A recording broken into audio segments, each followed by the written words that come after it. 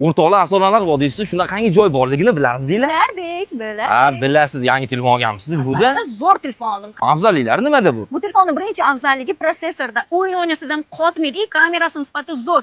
Asosiysi ixchamga. Rosa ham ingichka ekan ha, lekin men biladigan zo'r telefonlar suvda ham ishlaydi-da. Bu ham suvga chidamli. Tekshirib ko'ramizmi? Yuring solamiz. Yuring. Dilfuzaxon aynan mana shu telefonni havoni issiqda ham, sovuqda ham, hattoki suvda ham ishlaydi deyaptilar. Hozir sinab ko'ramiz, qancha daqiqa suvda turar ekan. Ketdik.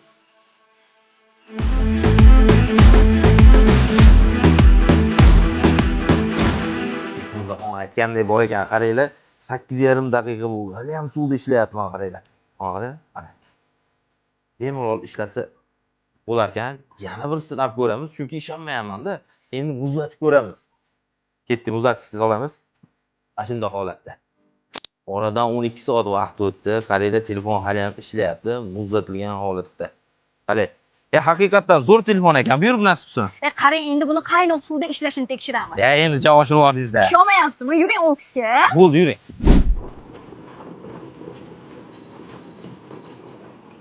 Mana hozir qaynadi suv. Qaynoq suvga telefonni solib ko'ramiz. Ishlamay qolsa-chi Dilfuza. Juda qattiq xato qilyaptilar. Qani?